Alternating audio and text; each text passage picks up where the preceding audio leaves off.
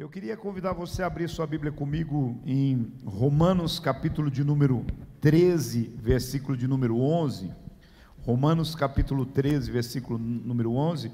E também Efésios 5,14. Mas vamos lá para Romanos, capítulo 13, versículo de número 11.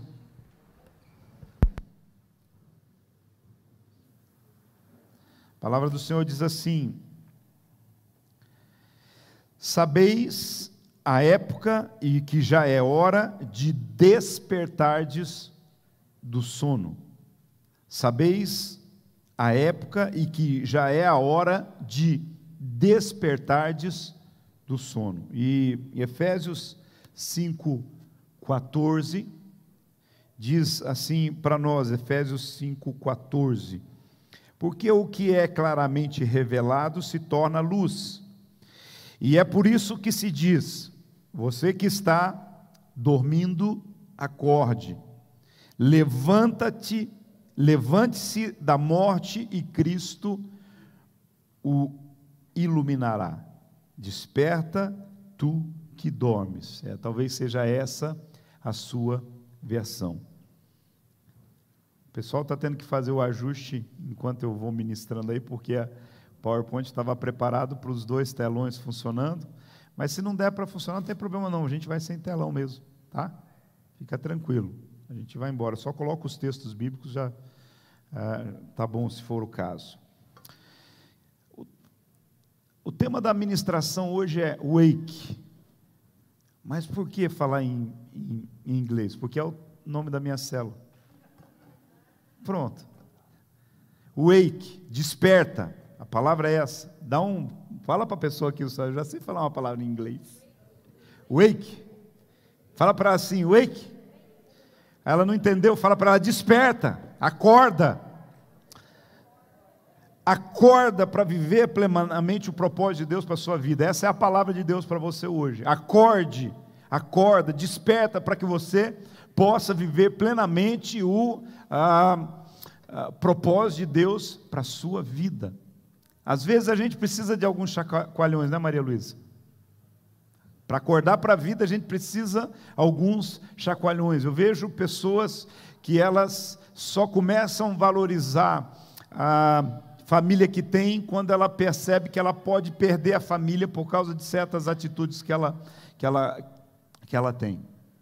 Eu percebo algumas pessoas que só começam a valorizar a saúde quando elas percebem que se elas não cuidarem de si mesmas, elas não vão viver para viver o plano e o projeto de Deus para a sua vida. Tem pessoas que só se despertam a respeito da importância de ser fiel no seu trabalho, na sua profissão, naquilo que ele faz. Tem gente que só se desperta para estudar quando ele percebe que gente muito mais nova do que ele, com muito menor experiência, às vezes entra na empresa ganhando muito mais do que ele ganha. Quando ele percebe que os amigos começam a ser substituídos, ele fala, epa, alguma coisa. Você já parou para pensar isso, que às vezes a gente fica muito tempo dormindo? Eu estava pesquisando e pensando bastante sobre essa questão, sobre o sono. Hoje nós vamos falar bastante sobre questão de sono espiritual, mas existem do sono 4 estágios de sono. Existem 4 estágios de sono, não vou transitar sobre eles, assim todos detalhadamente, mas a gente sabe que à noite, quando a gente dorme, existem alguns estágios de sono. Existe aquele primeiro sono, que é um sono muito superficial, daí depois de um tempo tem um sono mais profundo. Você entende bastante de sono, né, Thomas? Isso aqui é piada interna, tá, gente? Não pergunta não. Agora já não é mais interna. Agora ficou. Mas deixa eu dizer para vocês, aí tem o primeiro estágio, tem gente que tem o segundo estágio, tem o terceiro estágio, que é aquele do mais profundo, aí depois tem já o estágio do sono, onde a gente já começa gradativamente a ir despertando. Mas eu quero dizer para você, não é porque, por incrível que pareça, não é porque alguém não está de olho fechado que ele não esteja dormindo. Tem muita gente que muitas vezes ele está de olho aberto, mas ele está dormindo. Não é verdade? Tem muita gente que, do nada, ele some do ambiente, ele está ali. E eu quero dizer para você que a Bíblia, ela trata muito sobre essa questão, sobre o sono, e é por isso que o apóstolo Paulo, em 2 textos específicos, aos Romanos, ele diz assim: gente, já é tempo, já está na hora de acordar, de despertar, de se mexer, de despertar da sonolência, do sono, daquilo que está invadindo vocês. E aí, aos Efésios, ele ainda é mais contundente, ele falou assim: a gente foi feito para brilhar, e quando a luz brilha, a escuridão sai. E ele diz: olha, é tempo já que aqueles que estão dormindo despertem, acordem e se movam. E aí ele linka uma questão que é do sono com a morte, porque quando a gente fala da morte, a gente fala que é o sono eterno, não é? As pessoas, é o sono eterno, mas existem algumas pessoas que elas estão nessa sonolência de uma morte espiritual, e é por isso que o texto deixa bem claro: levante-se da morte, levante-se, ressuscite e Cristo o iluminará. Essa palavra, refletindo sobre ela, pensando sobre ela, escrevendo pedaços, encaixando coisas, me fez parar para pensar sobre o despertamento espiritual que está acontecendo nos Estados Unidos, naquela faculdade, Wilbur, né? E é interessante a gente perceber, e eu tenho lido, refletido, desejado há muito, tenho orado a Deus por um reavivamento no meio da igreja, e tenho ouvido gente falando favorável, tenho ouvido gente criticando, tenho visto morto falando de vivo, e os vivos só vivendo. Porque morto falar de vivo, aí o negócio está feio, né? Tem gente morta espiritualmente que está querendo falar daqueles que estão vivendo espiritualmente. Mas uma das coisas que me deixou bastante reflexivo são sobre palavras. Às vezes a questão da etimologia das palavras é muito importante a gente pensar sobre isso. Porque muitas pessoas estão dizendo assim que isto é um avivamento. A palavra avivamento fala sobre ressurgir dos mortos, tornar a viver, voltar a viver. A palavra, assim, nua e crua, a palavra avivamento é isso. O que eu entendo é o seguinte: que a nossa igreja, que nós, vamos falar de nós, né? Dos outros eu não posso falar, cada um sabe da sua vida. Nós não estamos mortos, nós estamos precisando de um despertamento, que pode ser comparado a um avivamento, ou um reavivamento, ou um renascer de um propósito. Eu gostei muito da explicação de um apóstolo que estava falando: não, a maioria das igrejas, a maioria das pessoas, elas não estão, elas só estão dormindo, elas precisam ser despertadas. Foi isso que me levou a então refletir, a buscar esse entendimento de acordar, de despertar, do que é que Deus tem para nós nesse tempo, independente da etimologia. Eu quero dizer para você, eu queria que começasse uma torre de vigia, e eu acho que já está começando, né? A nossa torre de vigia era para ter 2 horas, e não conseguiu terminar com 2 horas, foi 1 hora a mais, já está no caminho, sabe, a fome, a sede, não importa se com 5, 10, 15, 20, com 30, ou seja, as últimas 3 semanas aqui nessa igreja, na nossa torre de vigia, na nossa reunião de oração semanal da sexta-feira, tem aumentado o número de pessoas que têm vindo buscar a Deus, simplesmente porque tem fome e sede da presença de Deus. Mas como eu gostaria de repente, a gente ter um problema de alguém falar assim: a gente vai ter que contratar segurança, porque os irmãos não querem sair da igreja, eles estão orando, e chegou mais gente para orar, e chegou gente para orar, e chegou mais gente para orar, e chegou outro músico, e chegou outro músico. Esse é um problema que eu quero ter. Esse é um problema que a gente quer ter, mas isso faz parte do despertamento que Deus vai gerando em nós. Mas parece ser tão impossível, será que é impossível? Será que é tão distante? Ou será que está ao alcance de uma decisão? Porque às vezes a gente fala quem é que vai coordenar a planilha de quem vai substituir quem, que vai fazer o quê? Meu irmão, eu quero dizer para você, Deus tem o controle de todas as coisas. Quando o negócio é dele, quando a coisa é dele, ele vai fazendo, ele vai mexendo, sabe? É a gente que erra o ponto da maionese. Tem alguém que já desandou a maionese em casa? A gente erra o ponto da maionese. E maionese desandou o ponto, não adianta, você pode tentar consertar para cá, não tem jeito, joga fora e começa de novo. Deus não erra o ponto da maionese, as coisas não desandam na mão de Deus. Deus, quando Ele mexe as coisas, Ele faz as coisas do jeito realmente que Ele tem para fazer e para realizar. Então, agora, o que a gente precisa entender que é intencional, é preciso sonhar, desejar, mas enquanto não é possível, enquanto não acontece 24 horas, um dia pelo menos 24 horas por semana de um tempo de oração, enquanto não acontece 24/7, tem que acontecer uma, tem que acontecer duas, tem que acontecer três, enquanto ainda não começa a acontecer das pessoas se reunirem no mesmo lugar, tem que acontecer na nossa casa, tem que acontecer daquele jeito que Jesus diz, entra no teu quarto, fecha a porta, e lá você vai gerando esta questão. Então, o que eu entendo claramente é que reavivamento, avivamento ou despertamento, o que nós precisamos é desse agir, desse trabalhar de Deus, porque o texto bíblico diz para nós assim, já é época. Está na hora, já está na hora, já está no tempo, já está, ou eu vou dizer assim, já passou do tempo de entendermos aquilo que Deus tem para nós, porque, olha, o texto seguinte de Efésios 5,14 diz assim, levante-se da morte e Cristo vai iluminar você.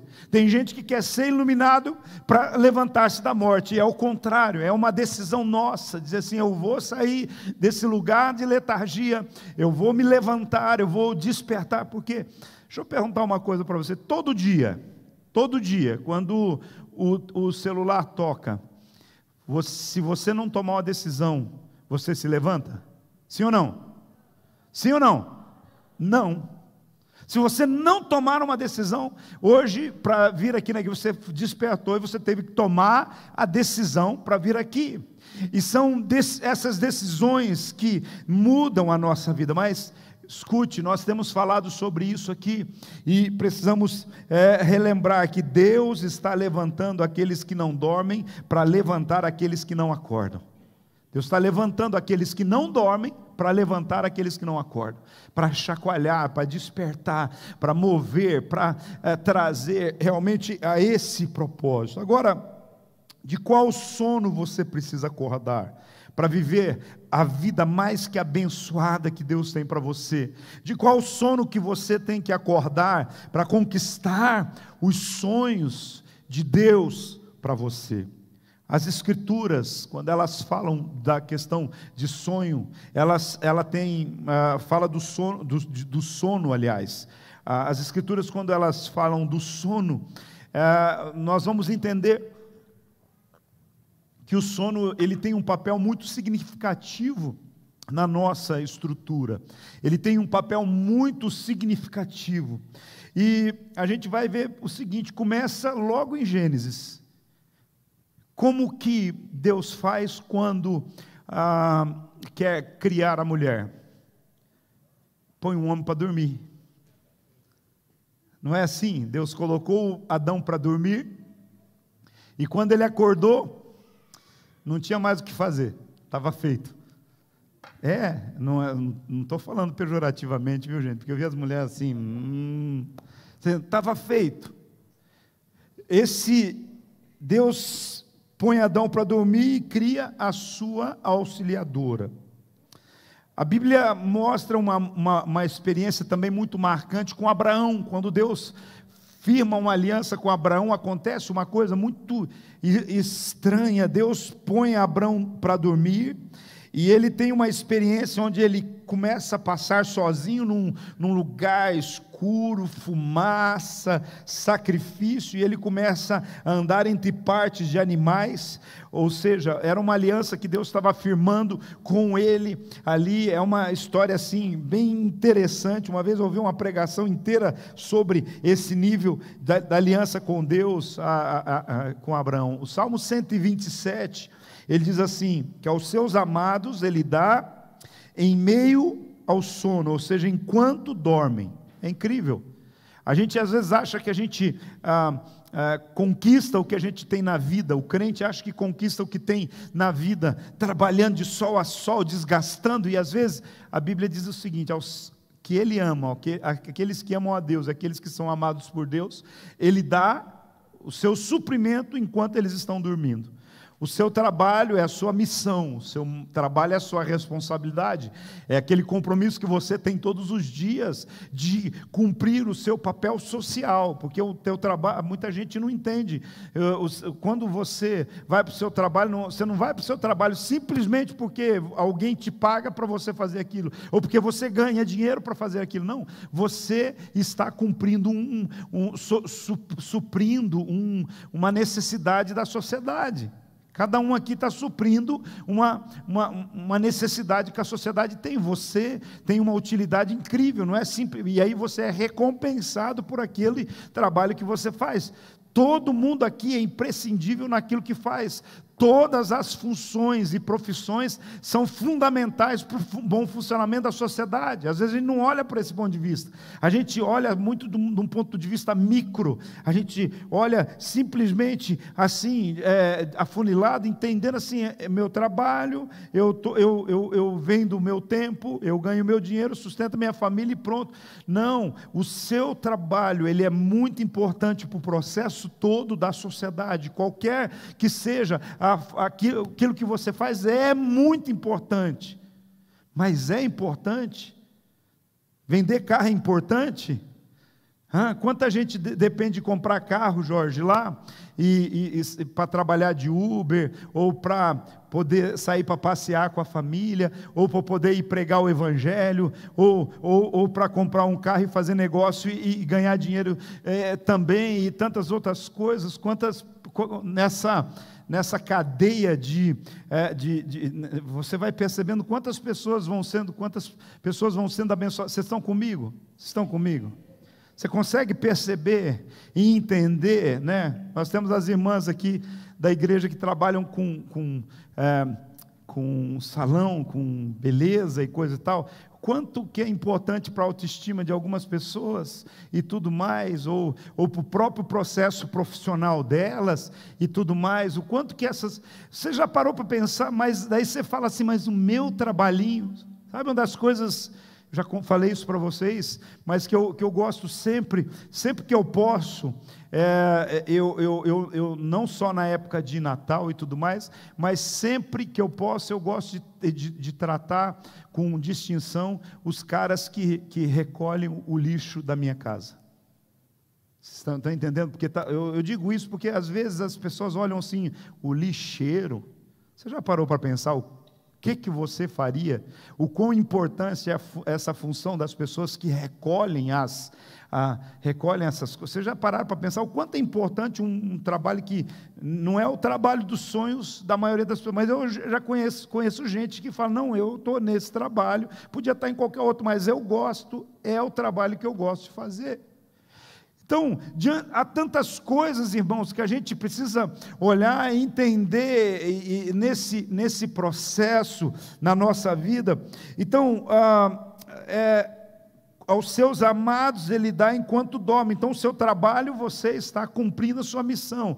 Agora, a tua recompensa como homem, mulher de Deus, é enquanto você dorme, descansa. É por isso que o Senhor convida a gente a descansar nele, a confiar nele, a saber que ele está cuidando de tudo, a saber que mesmo que não tem dinheiro suficiente para pagar aquelas contas que estão por vir, meu pai ensina sempre isso, a minha mãe nos lembrava isso recentemente. Meu pai fala assim: Uma noite de sono que você perde não ajuda você a pagar a conta que você tem para amanhã. Pelo contrário, vai até causar, porque amanhã você vai estar mais desgastado. Horas, noites de sono, então não vai adiantar. Perder essa noite de sono não paga a minha conta de amanhã. Perder essa noite de sono não resolve o problema do meu filho que está com problema com drogas, do meu filho que está com, da minha filha que está com problema com os filhos dela. Perder uma noite de sono não vai resolver. Você está entendendo essa questão? Deus trata com muita distinção, e a gente precisa encontrar esse equilíbrio, entender quando é que eu tenho que dormir e quando é que eu tenho que para acordar. E tem gente que quando é para dormir está ficando acordado, e quando é para estar acordado está dormindo. Você já percebeu isso também? Sabe aquela questão, quando é para estar acordado está dormindo, e quando é para estar dormindo está acordado. Então, diante destas questões, nós vamos perceber assim que há muitos momentos interessantes. Eu, particularmente, vou dizer uma coisa para você, eu tenho muitas visitações de Deus enquanto eu estou dormindo. Muitas dessas pregações que eu trago para vocês, Deus me dá enquanto eu estou dormindo. Não é que Ele me dá, não, Ele me acorda daí, né? Daí ele dá, vem a presença, a revelação, o entendimento, Deus me dá o insight, a ideia, fala o que Ele quer e depois eu tenho que ralar e trabalhar. Então eu tomo algumas notas, pontuo ali e aí depois vamos para cima.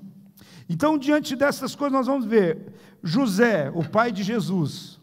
Ele foi avisado a respeito do risco de que Herodes estava querendo matar Jesus, e aí ele foi avisado por um sonho, e ele, na noite, ele saiu e levou Jesus, e Jesus esteve no Egito um tempo. Lembra dessa história? Protegeu Jesus e tudo mais. Nós vemos a história também do próprio Jesus, cansado das pregações, cansado dos discipulados, cansado fisicamente. Aí ele sai com os discípulos para ir para outra banda, e ele desce no barco para dormir, e ele está lá dormindo, e o barco balançando, e quanto mais balançava, eu acho que mais ele se sentia igual uma criança balançando, e os discípulos tudo desesperados lá em cima, porque era onda para lá, onda para cá. Aí eles, Jesus, o senhor não está vendo que nós vamos morrer? Aí Jesus dá ordem aos ventos, dá ordem ao mar, e tudo fica tranquilo, né?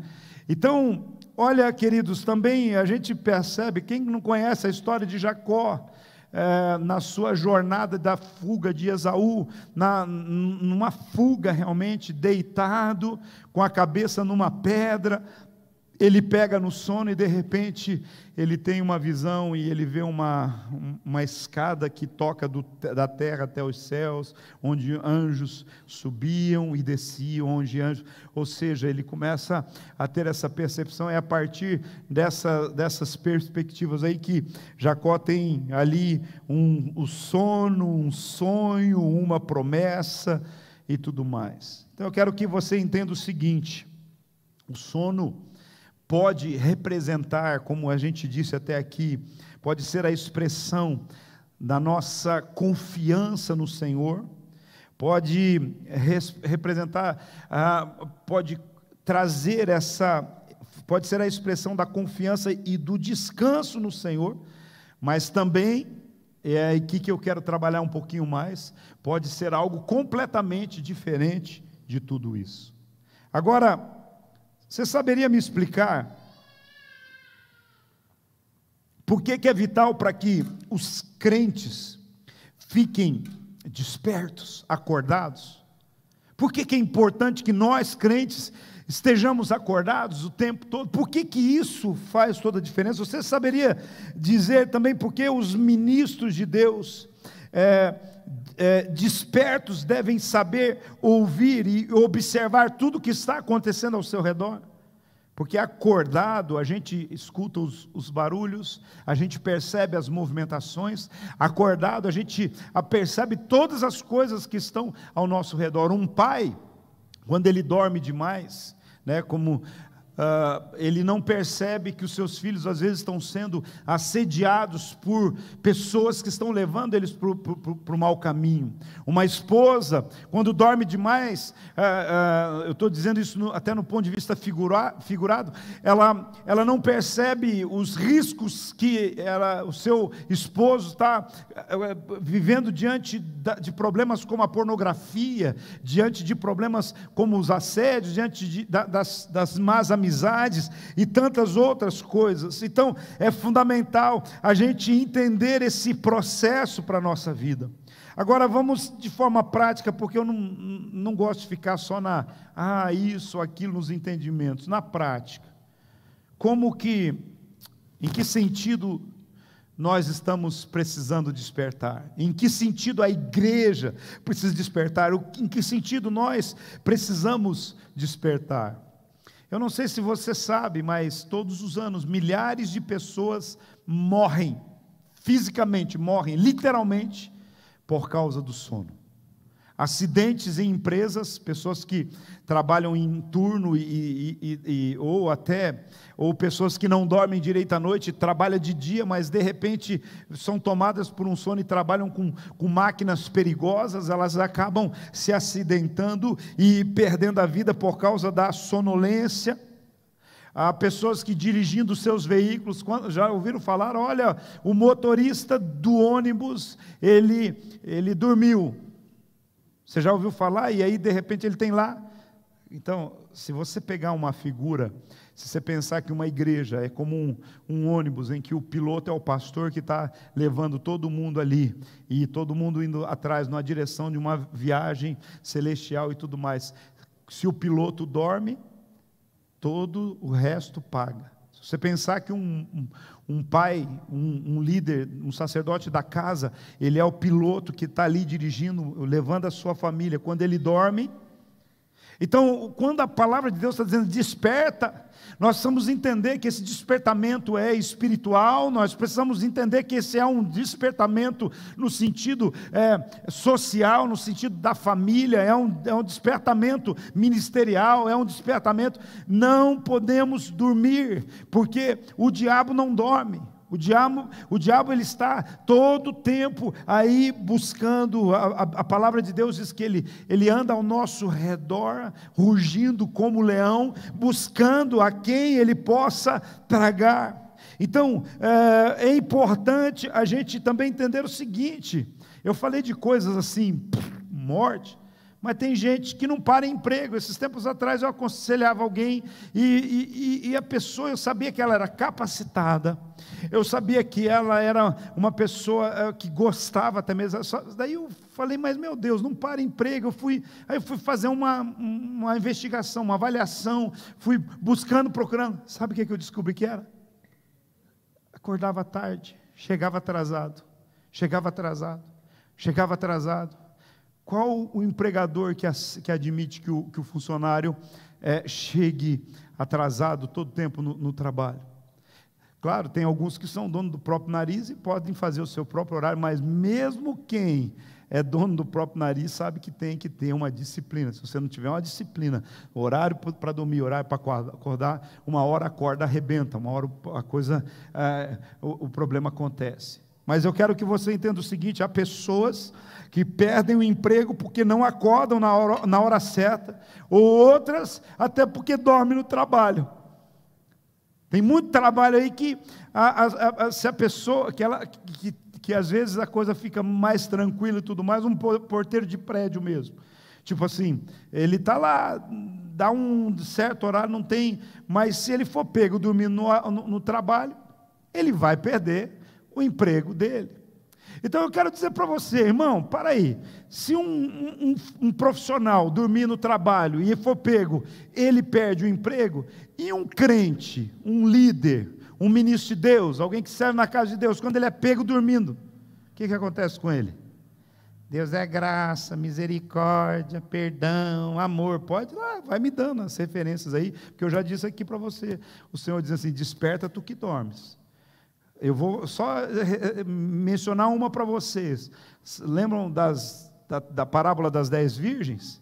Teve umas que ficaram despertas, acordadas, prontas o tempo todo com as suas lâmpadas preparadas lá. Aquelas que dormiram, relaxaram, ficaram, você sabe o que aconteceu no final, né?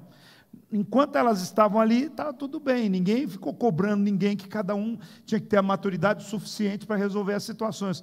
Mas no final, quando gritou, eis o noivo, que aquelas uma despertaram, ai meu Deus, cadê a nossa lâmpada? Foram comprar óleo, quando voltaram, o que eles encontraram?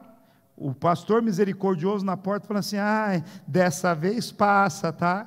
Dessa vez passa. Foi isso, Marcelo? A porta se fechou. Por quê? Porque chegam momentos, irmãos, que a gente precisa aprender a lidar com a nossa maturidade. A gente precisa entender o seguinte, chega uma hora que pai e mãe não ficam lá, dizendo, fulano, tem que acordar para ir para o trabalho. Tem um dia que o marido não vai estar em casa para dizer, fulana, você tem que ir para o trabalho. Não, tem a hora que é você e você. E eu quero dizer, chegou a hora. O texto bíblico diz assim, chegou a hora. Essa é a hora. Essa é a hora desse despertamento, desse entendimento, que a gente não vai, por favor, ter que ficar esperando um pastor o tempo todo dizendo, ou o discipulador o tempo dizendo, olha, faz alguma coisa. É importante dizer, a palavra está aqui dizendo para você sobre isso. A sonolência espiritual, ela pode ter efeitos muito mais sérios. É nesse contexto que a Bíblia diz lá em Apocalipse, capítulo 16, 14 e 16, que feliz é aquele que ficar desperto, feliz é aquele que tiver acordado, feliz é aquele que não tiver dormindo. É importante a gente entender esse processo na nossa vida, porque com a aproximação do grande dia do Senhor, com a aproximação da volta do Senhor, falando do sentido espiritual, literal, até mesmo alguns líderes, às vezes falam dos seus rebanhos, o meu rebanho está adormecido. Eu quero dizer para você, eu estou aqui para dizer assim, wake. Se você não entender inglês, eu vou falar em português, desperta. Se você não entender ainda o desperta, eu vou falar assim, acorda. Sabe, mas que nós precisamos entender desse tempo, desse despertamento, o que está acontecendo naquela universidade nos Estados Unidos e em algumas outras, e já tem acontecido em vários lugares por aí, é a que a mídia conseguiu colocar, começou a olhar e observar, porque não é um lugar comum, uma universidade é um lugar em tese para estudar, e agora o pessoal está usando aquele ambiente, aquele lugar, filas de pessoas estão afluindo para lá, e eu quero dizer para você, só existe um detalhe, irmão.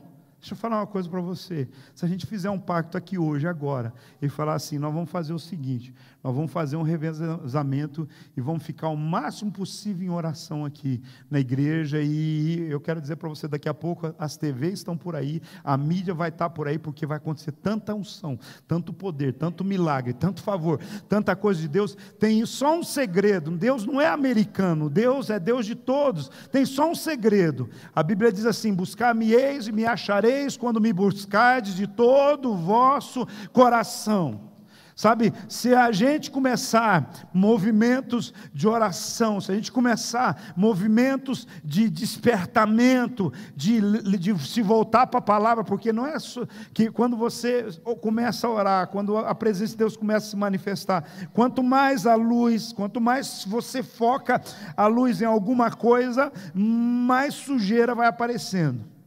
Aí quando Jesus vem, o Espírito Santo vem, ele vem com toda a luz, e as pessoas começam a olhar, e elas começam a ver a sua indignidade, ver os seus pecados, seus maus comportamentos, as suas más atitudes, e aí entra essa rota do arrependimento, da confissão, e a partir do momento que isso vai acontecendo, esse processo vai trazendo poder, porque quando você entra, né, em oração, quando você confessa pecados, abandona pecado, e decide viver para uma nova vida, você vai se capacitando o seu vaso, você vai esvaziando, tirando as sujeiras de dentro desse vaso, e agora capacitando para ele ser cheio do poder e da unção de Deus. Aí eu quero dizer para você, o mundo não resiste, as coisas não resistem, aí de repente você começa a dizer assim, esse mundo não tem nada para mim, não faz mais sentido, tudo eu quero é a tua presença, e aí o Senhor vai visitando, aí como é que fica? Tudo paz, para de estudar, para de trabalhar, não. Aí as pessoas começam a entender de forma organizada o seu lugar, o seu chamado, o seu propósito, e aonde eles chegam, o reino de Deus chega. Aonde eles chegam, a presença de Deus chega. Então, essa questão que nós precisamos entender em Deus. Deus pode fazer, o mesmo Deus que está lá, está aqui, o mesmo Espírito que está lá, Ele quer fazer em qualquer outro lugar, basta que as pessoas estejam disponíveis e dispostas para colocar diante do Senhor. Mas é por isso que a gente precisa perguntar, tentar entender o que é um sono espiritual. A gente precisa tentar entender por que é vital para que os cristãos verdadeiros fiquem despertos. E a outra questão que a gente precisa entender é que a palavra de Deus sempre vai nos dar esse entendimento, e a gente vai entender também que as pessoas, quando elas estão dormindo, e quando elas têm algum problema sério, isso num sono que já está quase num sono de morte, elas não conseguem acordar sozinho. As pessoas precisam ser despertadas. É por isso que o Senhor levanta avivalistas, é por isso que o Senhor levanta discipuladores, é por isso que o Senhor levanta gente apaixonada, porque Deus levanta aqueles que não dormem para acordar aqueles que nunca acordam. É importante a gente entender esse processo que Deus tem para a nossa vida. Mas a Bíblia vai falando ainda sobre algumas coisas, e é interessante, se você pesquisar, você vai entender. E eu refletindo sobre isso, tem uma história muito interessante lá em Atos capítulo 20, versículo 9. Tinha uma pregação, tinha uma janela, e nessa janela estava sentada, no meu entendimento, um jovem. O jovem na janela, chamado Eutico. E eu tentei reviver e perguntar o que essa ideia tem. E aí esse cara pegou no sono, e ele despencou da janela e morreu. Aí eu me perguntando, o que isso tem a ver conosco? Deixa eu dizer uma coisa para você hoje. O sono da janela pode representar para nós as distrações que estão aí para nós. Sabe aquela história da curiosidade da janela? Talvez a janela. Isso aqui é uma janela para o mundo. Tem muito jovem, muita gente no sono, muito pastor, muito adulto, quase todo mundo tem uma geração na janela. Estão vendo uma janela na minha mão? Vocês concordam ou não concordam comigo? Que isso é uma janela. E aí quando você fica na janela, você não se concentra no que está sendo, no que Deus está falando, no que Deus está pregando, no que está acontecendo. Eu quero dizer para você, eu tenho que estar o tempo todo alerta com relação à janela. Todos nós precisamos, talvez, entender e olhar o que... Então, esse pendurado na janela são pessoas distraídas, divididas entre o evangelho e o mundo, sabe? Porque quem está em cima da janela é como quem está em cima do muro. Ele pode estar tanto fora como dentro. Ou muitas vezes não está dentro, está mais fora do que dentro. Porque fora talvez a janela é maior, o mundo é maior, as possibilidades é maior, as distrações são maiores, todo tempo tem uma coisa, enquanto dentro pode ser um pastor pregando sobre despertar, pregando mais tempo do que eu gostaria de ouvir, e tal, eu já estou pensando em outras coisas, mas na janela, se eu for para a janela, eu desligo de todas as outras coisas. Infelizmente, o que nós vamos perceber é que muita gente está como o jovem Eutico, pendurado numa janela, enquanto o culto abençoado está acontecendo, enquanto a vida está acontecendo, enquanto a oração está acontecendo, enquanto as coisas estão acontecendo. Muitos aí estão preocupados com tantas coisas por aí. Quando a gente olha para a Bíblia, a gente vê alguns significados de janelas, né? Bons e ruins também. Foi numa janela que Mical, lá em 2 Samuel 6, 16 a 23, foi de uma janela que ela ficou enciumada de Davi, e ficou lá censurando a adoração de Davi. Davi estava celebrando, estava adorando a Deus, e ela ficou enciumada de Davi, e foi a partir daquela janela, daquela visão, que ela acabou pagando um preço de se tornar uma mulher estéril, porque ela não soube lidar com a janela. Você está sabendo lidar com as janelas da vida? A Bíblia fala também que foi numa janela que, a partir de uma janela que Jezabel amaldiçoava o profeta Jeú, e da mesma janela ela caiu de cima para baixo e morreu. A mesma Jezabel que era a perseguidora lá de Elias também, 2 Reis 9, 30 a 37.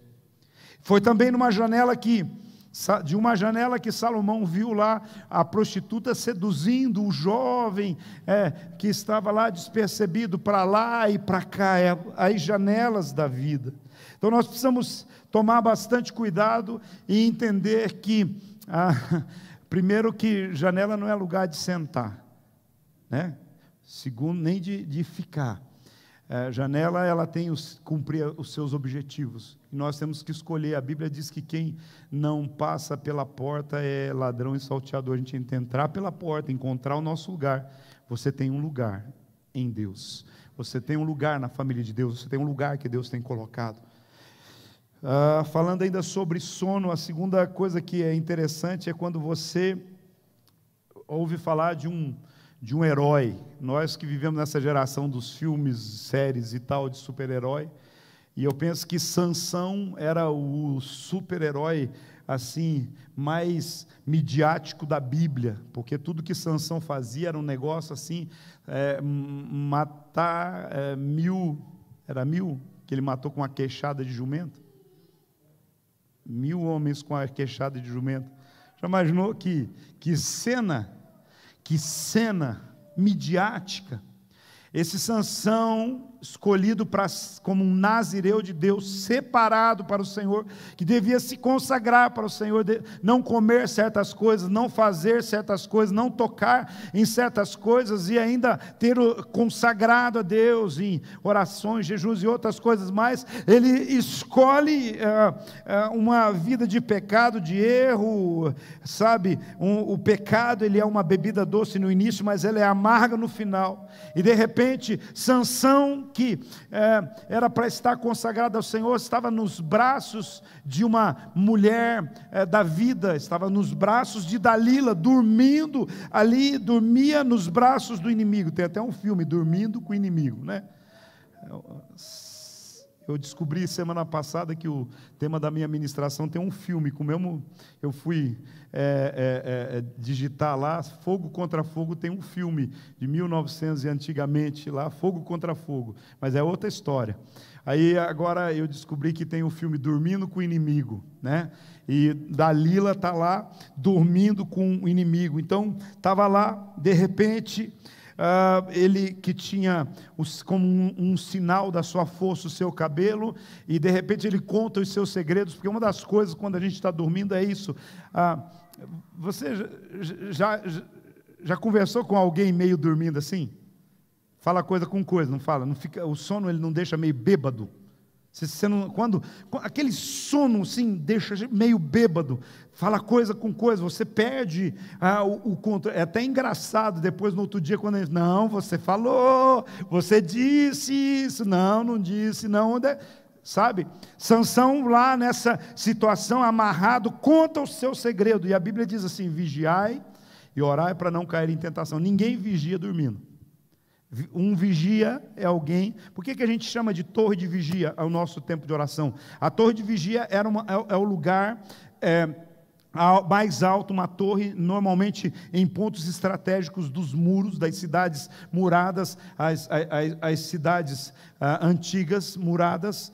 Inclusive Israel, Jerusalém ainda tem o muro lá, então tem lá o lugar onde onde se revezava os atalaias né? E que eles ficavam com uma trombeta, e quando lá de cima eles viam o inimigo, ouviam qualquer ameaça, eles avisavam a cidade daquilo que estavam fazendo. Então, eles estavam na torre de vigia. É aqueles que viam primeiro, é aqueles que ajudavam na proteção, é aqueles que estavam realmente ali dizendo assim: nós vamos tapar essa brecha, nós não vamos deixar esse muro cair, nós vamos proteger as famílias, vamos proteger a cidade e todas essas coisas. Então, um vigia, quem fica vigiando, não dorme, ele fica acordado diante desse processo.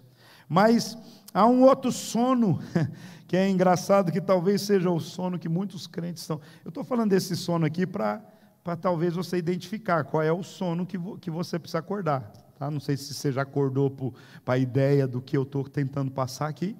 Não sei se o seu sono é o tipo sono de Sansão, que está entregando o seu segredo, negociando a sua santidade, que não está valorizando a separação que Deus deu, o teu ministério, o teu chamado à santidade. Eu não sei se é isso. Não sei se o seu sono seja o sono do jardim, sono de gente, sono de discípulo, sabe? Sono de discípulo.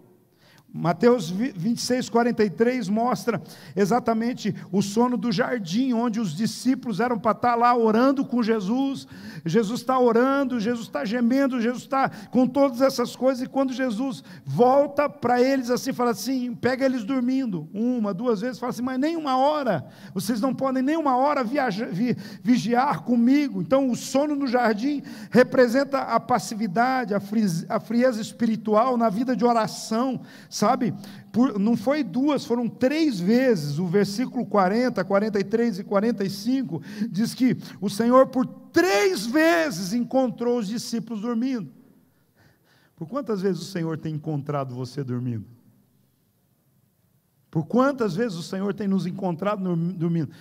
Daí você vai dizer assim: apóstolo, mas não tem uma hora, tem a hora para dormir, tem a hora para... Eu estou dizendo, quando é que Jesus tem encontrado você dormindo? Quando era para encontrar você orando.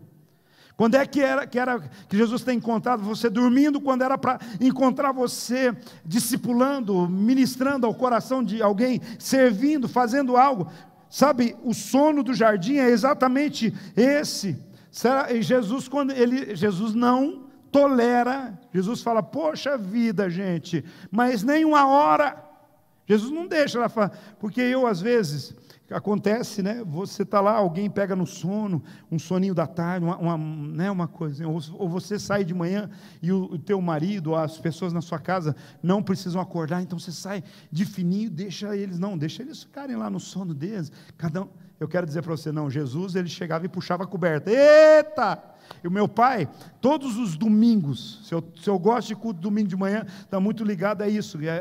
Era uma igreja bem convencional, escola bíblica dominical no domingos, né, aquela de classes e tudo mais e tal. E a gente a semana inteira estudando, trabalhando e tudo mais. Chegava no domingo, a gente queria meio que dormir um pouquinho mais e só ir no culto domingo à noite, mas tinha que ir na escola dominical e depois tinha que ir no culto domingo à noite também. Aí meu pai, assim, todo dia era tranquilo e tudo mais, mas no domingo, meu pai, ele levantava, ele ligava o 3 em 1. Tem alguém que chegou a conhecer 3 em 1 aqui? 3 em 1 era um aparelho que tinha um toca-disco bolachão, tinha um negócio de toca-fita. Vocês são tudo digitais, vocês não estão só isso é coisa de Volta para o Futuro. E tinha também um rádio, né? Então no mesmo aparelho, né? Hoje os aparelhos são 500 em 1, né? Você consegue. Mas meu pai, então, ele nunca gostava de música alta, mas no dia de domingo ele botava lá o disco que a gente gostava. Eu curtia Rebanhão, Petra, Marcelo, da tua época. Petra, Rebanhão, alguém conhece, sabe o que é Petra? Se não sabe, não sabe que é bom, né? Vou falar, é bom. É uma das melhores bandas de rock gospel. Não sei nem se ainda tem, mas eu curtia Petra, e Rebanhão era uma banda de rock brasileira cristã. E meu pai não curtia essas coisas, mas no domingo ele curtia. Ele botava, ele ligava alto, puxava ele tirava a nossa coberta, ele dava um jeito, vamos lá. Faltava jogar água na gente para a gente levantar e despertar. Às vezes a gente precisa tem discípulo que precisa fazer isso. Sabe? Tem discípulo que às vezes você tem que arrancar ele do lugar onde está e jogar lá dentro da água fria lá, sabe? Vocês estão entendendo o que eu estou falando, né? Eu estou sendo bem claro, né? Eu estou sendo bem redundante assim, para tentar fazer que cada um possa descobrir qual é o tipo de sono. Talvez o seu sono seja o do jardim, mas a Bíblia fala de outros sonos, que é o sono da fuga de Jonas, o sono da rebeldia, da desobediência, que traz prejuízo para os outros, que é o sono da irresponsabilidade. Vocês conhecem a história de Jonas, o profeta que Deus chamou para ir para profetizar na cidade de Nínive, profetizar sobre juízo, sobre salvação, sobre justiça, e como Nínive era uma cidade que vivia massacrando, perseguindo os judeus de todos os lados, ele não quis cumprir o ide de Jesus, e dessa forma Jonas, você vai ver em Jonas 1,5, a Bíblia diz que ele era para ir para Nínive, mas ele pegou o barco para outra direção, ele entrou num barco, e dessa forma, o que acontece? O versículo 1,5, quando você está fora do propósito, você causa danos para si mesmo, você causa danos para sua família, você causa danos para todos ao seu redor. Olha o que diz o texto de Jonas 1,5. Então os marinheiros, cheios de medo, clamavam cada um ao seu Deus e lançavam ao mar a carga que estava no navio para aliviarem o peso dela. Jonas, porém, descido ao porão e se deitado, dormia profundamente. Você sabe o que é isso? Ele estava no porão do navio, fora de rota, escondido, indo para um outro lugar, que Deus tinha mandado ele para um lugar, ele foi para outro, e aí Deus começa a chacoalhar o barco dele, mas no barco dele não está só ele, está ele, os outros marinheiros, os bens, as coisas, e olha o prejuízo que ele foi causando, até que eles foram perguntando, será que isso é coisa dos deuses? Será que é você? Não, sobrou Jonas. Daí Jonas falou, sou eu mesmo. Eu estou fora da rota, Deus me mandou para um lugar, eu estou no outro. Deus mandou eu liderar a célula, e eu nem em célula quero ir. Deus me mandou estar no ministério de recepção da igreja, e eu venho uma vez por mês na igreja, e olhe lá. Deus falou que era para eu ficar aqui, cumprir o meu chamado, e eu vazei, e tal. Sabe, tem muita gente que está dormindo, e aí começa a dormir profundamente, e aí a sua vida vai se desgraçando, e você vai desgraçando a vida de outras pessoas. Aí nós vamos entender, Jonas dormia no meio da tempestade, mas não dormia por confiar em Deus, o seu sono era o oposto disso. Ele dormia porque ele já estava num processo de morte espiritual. O sono de Jonas era uma fuga da realidade. O sono de Jonas era para fugir do Senhor. Talvez tem muitas pessoas que estão aí, porque tem gente que finge de morto, dorme e finge de morto, sabe? Eu vou dizer uma coisa para você, quando dos problemas que eu tive no meu casamento é que no início a Tati queria discutir a relação. Eu acho que mulher é tudo igual, né? No início do casamento, tudo. Então, corria para lá e para cá. Daí, quando é que vai discutir a relação, Luiz? Na hora de ir para a cama. Sabe? E eu tinha um problema, quase perdi meu casamento, que daí a Tati começava a conversar, e não sei, para lá, e de repente eu...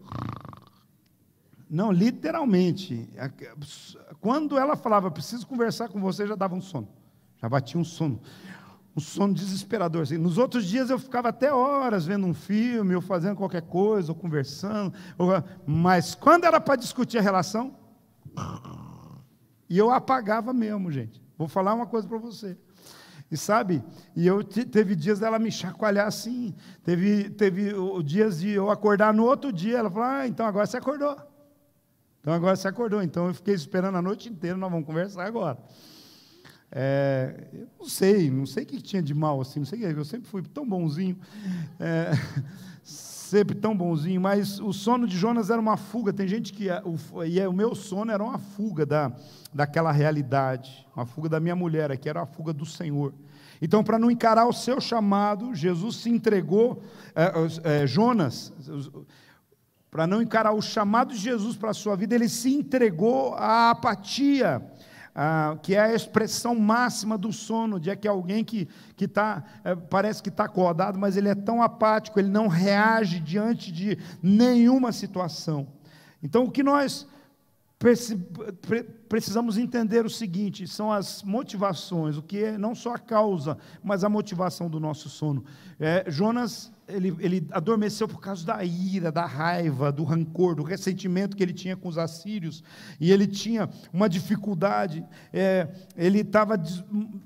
ele dormiu porque ele estava descontente com Deus, falando assim, eu tenho uma palavra que pode mudar a vida dos assírios. Ele fala, não, como é que pode Deus ter uma palavra para os meus inimigos? Como é que Deus pode ter uma palavra para os ninivitas? Os assírios o tempo todo estão aí nos atacando, nos roubando, nos oprimindo. Não pode. Eu quero dizer para você, Deus vai te levantar para ir pregar para os seus inimigos. Deus vai levantar para você, às vezes levantar uma palavra assim, olha, se você mudar, Deus vai te abençoar. Você fala, essa pessoa não merece abençoar nem na outra vida, se é que tem outra vida, de tanto mal que ela fez para mim, mas Deus às vezes vai usar a tua boca como profeta, você que a pessoa sapateou, espezinhou, então não adianta fingir sonolento não, ou você faz, ou vai cair na barriga de um grande peixe, seja baleia, seja lá o que for, mas é isso que vai acontecer, ou você faz na hora, na bênção, no cuidado de Deus, ou depois ou vai fazer na marra. Se você é homem ou mulher de Deus, profeta, escolhido, chamado por Deus, e Deus te deu uma missão, ou você obedece e vai fazer do jeito que Deus tem, ou vai fazer na marra, e fazer na marra dói, gente, é sofrido. Estou terminando. Talvez você esteja assim, apático, fugindo, nas distrações, usando as distrações do entretenimento, afundando-se entre os lençóis da sua cama, negando a realidade do chamado de Deus para você. Talvez você esteja acumulando mais peso sobre a sua vida quando você está fugindo. Quando você começa a fugir, às vezes o peso está sobre a sua vida, Deus quer dar um descanso para você. Talvez você fale, mas eu estou precisando descansar, mas você precisa acordar para poder descansar. Você acorda para o que Deus está te chamando, para que você possa ter descanso para a sua alma. É importante a gente entender que enquanto a gente não mover nesse propósito, talvez algo não vai acontecer. E é por isso que eu quero dizer para você assim, o que é que Deus está querendo despertar você hoje? Talvez Ele chamou você para perdoar alguém que você tem odiado. Para pensar se não é isso que Deus está fazendo aí. Talvez Ele chamou você para servir em contextos que você despreza. Talvez Deus te chamou você para servir em contextos que você despreza. Então preste atenção. Nós estamos aqui para fazer a vontade do Pai, não para fazer a nossa própria vontade. Talvez o Senhor chamou você para cuidar de pessoas que para você é insignificante. Essa perspectiva que a gente precisa entender, talvez Jesus está chamando você para, talvez não com certeza, para negar-se a si mesmo, para seguir debaixo do propósito. Então, diante da chamada, não adianta dormir. O sono do descontentamento, tem muita gente dormindo no sono do descontentamento, está descontente com o que Deus está falando, com o que Deus está dizendo, mas isso vai complicar mais a sua vida, trazer mais peso sobre a sua vida. Jesus também dormiu no meio de uma tempestade, mas aquele sono era de paz, de alguém que está contente, satisfeito com o Pai. Então, irmãos, para concluir essa palavra, por que os cristãos precisam se esforçar e permanecer despertos? A gente precisa dar essa resposta. Para poder despertar os outros, nós não podemos estar dormindo, então eu preciso estar desperto para poder despertar os outros. Eu sou chamado para estar desperto, para despertar os outros. Então, isso tudo envolve a gente entender um processo. A Bíblia fala de algumas obras que fazem parte da escuridão, que fazem parte dos lugares que nós não devemos estar, festanças, bebedeiras, relações ilícitas, conduta desenfreada, rixas, ciúmes, essas coisas todas. E essas são condutas de quem está na escuridão, quem está dormindo o sono espiritual. Então, quando nós somos chamados à vigilância espiritual, nós temos que entender o seguinte, presta atenção nisso, O motorista que subestima a possibilidade de dormir, ele está a um passo do precipício de morrer. Quando você estiver dirigindo, seja de dia, seja de noite, se você percebe que você está tendo algum sono, alguma coisa, eu quero dizer, passa o volante para outro, para pelo menos para tomar um ar, para tomar um café, se você gosta disso ou qualquer coisa, mas eu quero dizer para você, não force a barra. E assim é na vida espiritual também. Nós não podemos subestimar as coisas que estão tentando me levar para longe de Deus. A vigilância é vital. Os cristãos precisam entender a respeito da sua sonolência e entender. O Senhor está dizendo hoje para nós: desperta, desperta. Começa a vir na torre de vigia, desperta. Arruma um discipulador rapidamente, desperta, reassume o seu ministério, o seu chamado, a sua célula, desperta, começa a olhar para o seu casamento e cuidar do seu casamento do jeito que ele precisa, desperta. Deus está chamando uma igreja para um despertamento espiritual, para que nós não venhamos dormir o sono da morte, da indolência, da passividade. Deus está chamando a gente para parar com as desculpas, desperta dessas desculpas todas, porque o Senhor vai trazer a luz, vai glorificar aquilo que está diante de nós. Coloque-se em pé. A sonolência espiritual, ela é mortífera, ela pode ser fatal e definitiva. É importante a gente entender isso, que falei sobre alguns caminhos aqui de forma bem simples, mas que nos levam para esse processo. Então, qual é o seu sono hoje? Como é que o Senhor quer levar você e despertar você? Eu quero dizer para você hoje, trazer esses conselhos. Mantenha-se atento à vontade de Deus, dizer: Senhor, eu não quero fazer a minha vontade, mas eu quero fazer a tua vontade. Evite ter na sua vida as obras que fazem parte da escuridão, tudo aquilo que não pode pôr luz, sabe? O que você não pode fazer na frente dos outros, se você não pode abrir a tela do seu computador na frente da sua esposa, do seu pai, da sua mãe, dos seus pastores e tudo mais, isso não é de Deus. Lança fora a pornografia, lança fora as coisas que estão na escuridão, lança fora os TikTokzinhos aí que entra de uma forma bem sutilzinha, e você vai ficando viciado em algumas coisas. Eu quero dizer, o que não pode, que não suporta a luz, não pode ficar na sua vida. Essas coisas trazem sonolência, e nós como igreja precisamos entender esse chamado de Deus para a nossa vida. Reconheça aonde que a sonolência espiritual levou você em algum momento. Mantenha um conceito positivo das pessoas que estão ao seu território. Começa a olhar de forma positiva e não apenas vitimista e negativo de tudo ao seu redor. Deus está aqui nessa manhã, e eu sei que essa palavra é para encorajar você, não é para destruir você. Essa palavra é para entender que se você se levantou da sua casa e veio aqui hoje, ou você foi despertado por Deus numa pressão forte de vir nesse lugar, ou você está descontente com as coisas, a forma como as coisas estão acontecendo ao seu redor, ou simplesmente você está dizendo: Senhor, eu sou daqueles que não dormem, que estão acordados, e que vão manter a chama acesa, e que não vão negligenciar o teu chamado, e que vão viver segundo o teu propósito, segundo aquilo que o Senhor está fazendo na nossa vida. No meu coração, sim, Deus tem um chamado. Desperta para o teu chamado.